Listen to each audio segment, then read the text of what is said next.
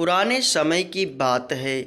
किसी गांव में एक रानी थी जिसके पास सुख सुविधाओं की सभी चीज़ें थीं। दासियां हर पल उसकी सेवा में लगी रहती थीं। रानी अपने इस जीवन से बिल्कुल भी खुश नहीं थी, हमेशा दुखी रहती। वह समझ नहीं पा रही थी कि उसे क्या करना चाहिए ताकि वह खुश रह सके। एक दिन रानी ने सोचा कि ऐसा जीवन किसी काम का नहीं।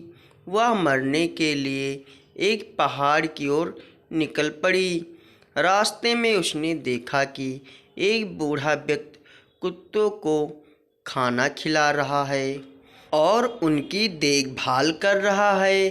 वह वृद्ध व्यक्ति बहुत खुश दिख रहा था, जैसे कि उसके जीवन में कोई परेशानी ही नहीं है। महारानी ने वृद्ध को खुद के बारे में बताया और पूछा कि बाबा, आप इतने खुश दिख रहे हैं, इसकी वजह क्या है?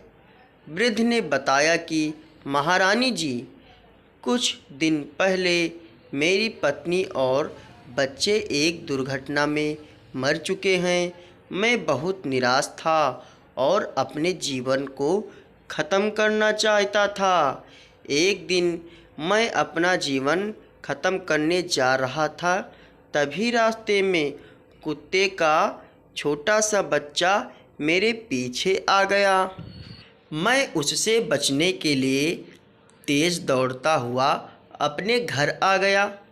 पीछे पीछे वह बच्चा भी आ गया। मैंने दरवाज़ा बंद कर दिया। कुछ देर बाद बाहर देखा तो वह कुत्ते का बच्चा ठंड की वजह से काँप रहा था। मुझे उस पर दया आ गई। मैंने उसे कंबल में लपेट दिया, पीने के लिए दूध दिया। कुछ देर में वह बच्चा सामान्य हो गया। ये देखकर मुझे बहुत खुशी मिली। उस दिन मैं समझ गया कि अगर मैं दुखी हूँ तो कम से कम दूसरों को खुशी तो दे ही सकता हूँ। तब से मैंने इन बेजुबान कुत्तों की सेवा करना शुरू कर दी। अब मैं इस जीवन से बहुत खुश हूँ। महारानी को भी ये एहसास हो गया कि उसे भी दूसरों के लिए भलाई के काम करना चाहिए, इससे ही उसे असली खुशी मिलेगी। ये सोचकर वह अपने महल आ गई और उस दिन से उसने गरीबों की सेवा करना शुरू कर दिया। कथा की सीख, इस कथा की सीख यही है कि अगर हम निराश हैं या जीवन से खुश नहीं हैं तो हमें ये जीवन दूसरों के सुख के लिए समर्पित कर देना चाहिए। ऐसा करने पर हमारी वजह से दूसरों के जीवन में खुशियाँ आ सकती हैं।